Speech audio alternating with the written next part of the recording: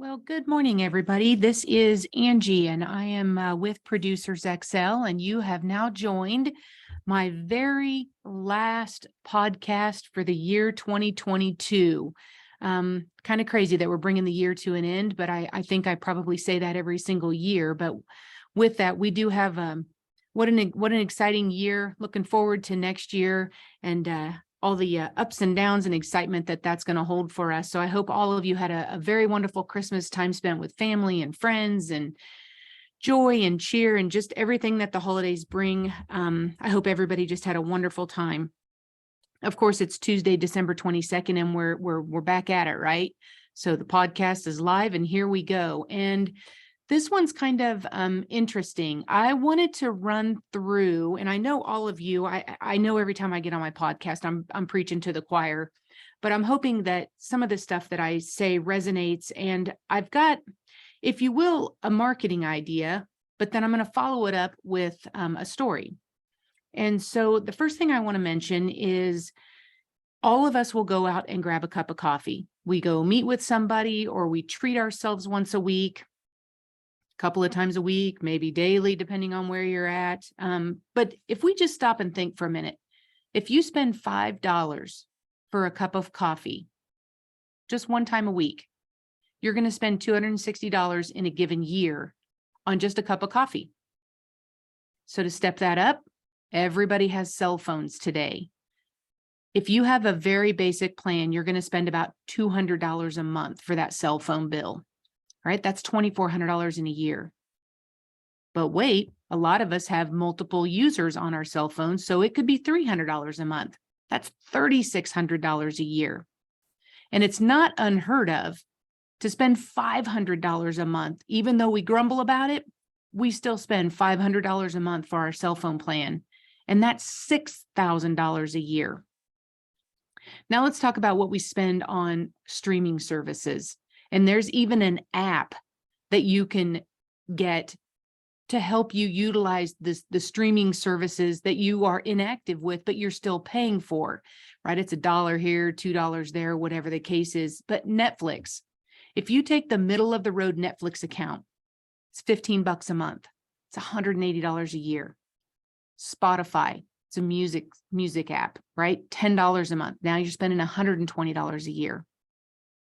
Hulu, mid-range, right? It can be 70 to 76, but let's just say you spent $70 a month on your Hulu. That's $840 a year. And that's not adding on any extras like Showtime or anything like that, right? That cost anywhere from $5 to $15 a month added on to that. So if I just take middle of the road, things that we, if you will, splurge on, you're spending $5,000 a year. And I will tell you that's on the low end. $5,000 a year for stuff that we feel like we can't live without. But how many of us, how many of our clients have had to step back and realize the thing that pays for that stuff is their paycheck? And I firmly believe that disability income and long-term care, extended care, are very, very close to one another. A matter of fact, if you see inside of brokerage general agencies, a lot of us actually have the DI and the LTC marketer be one and the same, right? Because DI covers you typically, you can get that coverage up until you're 60. And then what we typically find is folks are looking at long-term care starting at 60 and above, right? And they're both tied to a disability. One's tied to your job, one's tied to activities of daily living. So I want to start with a story. And there, if you go flashback to, and I know this date well, it's October 23rd. October 23rd. That is about 66 days ago. There was a gentleman who came to watch his youngest boy play in his senior football game in small town America. Came, watched the football game, a little tired, but chalked it up to being the long travels that he had to get back home to watch his son play football. Everything was fine, catching up with all the friends and everybody since he was traveling back into town and seeing all of that. Sunday started to not really feel very good.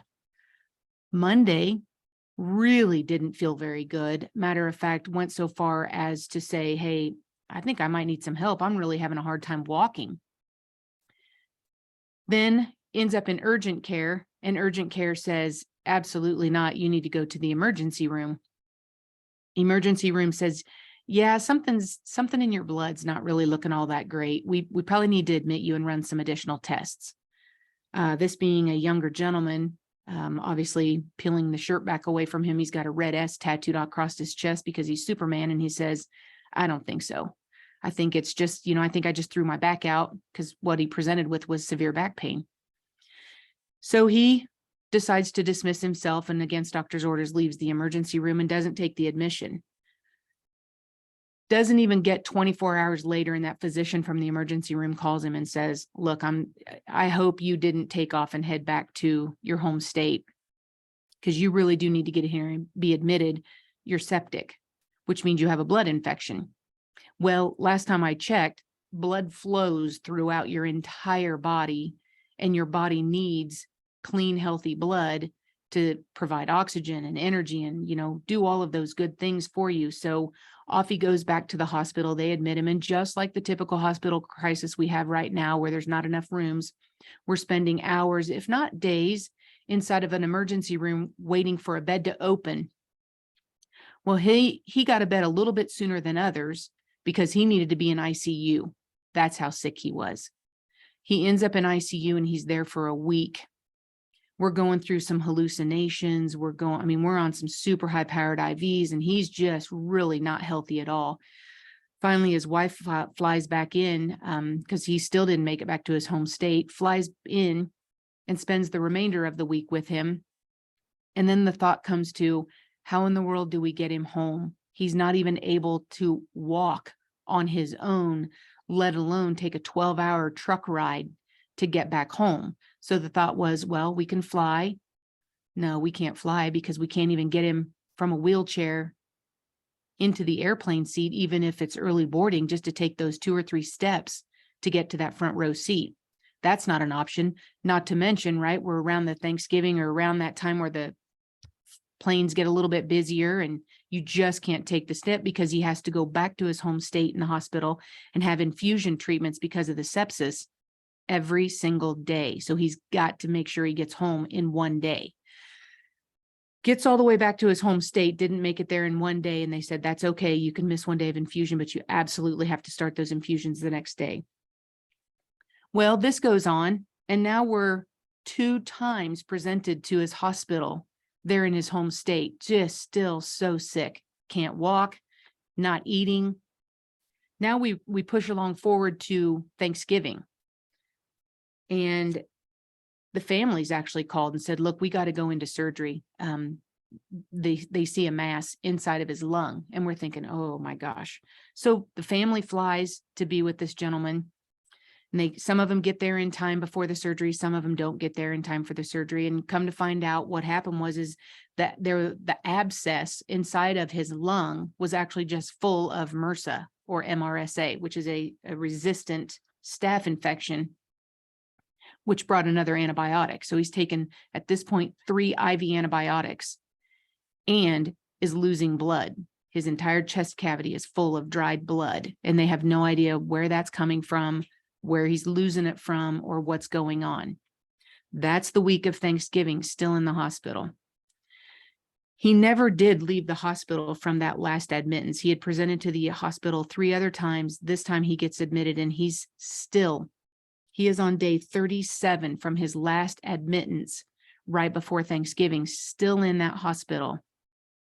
Just not even a week ago was finally released to go to skilled rehab, because he still can't walk without a walker, without people helping him get up and bathe, shower, which that didn't occur the whole time he was in the hospital, right? He had to have sponge baths there at bedside. Big brace, always hooked to the IV antibiotics. Had received, as of yesterday, 10 units of blood. It takes 3 hours for 1 unit of blood to be put into the body, with vitals being checked every 15 minutes. Needless to say, nursing staff don't really enjoy giving blood because it keeps them very busy. So he's going through this process. 10 units of blood is more than half of the blood that the human body actually contains and provides itself. It's usually around 14 units. So obviously there's something going on. And now what they think is that there may be a bone marrow issue. So even though in skilled rehab, still learning to walk and get his strength back, being able to put on shoes and wearing this massive brace, all with this being said, this gentleman is a self-employed contractor. First question out of your mind is, one, I really hope they have health insurance. Yes, he does, because his wife is a teacher and works for the state. And so she has very good health insurance. That's a blessing.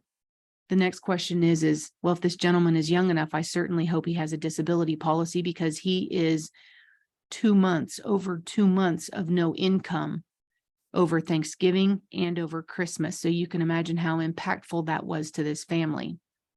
The next thought is, maybe we're not going to have a full recovery. And now we're going to move into extended care, because if we're not able to get our abilities back, the idea of him even being able to go out back to doing his contract, which was epoxy flooring, is not going to happen anytime soon. Because any of you that have gone through a hospital stay, when you get out, you just don't spring back and you're healthy and have a clean bill of health and just go right back at it. It takes a while to get your body back in shape to be able to tolerate everything that you do on a daily.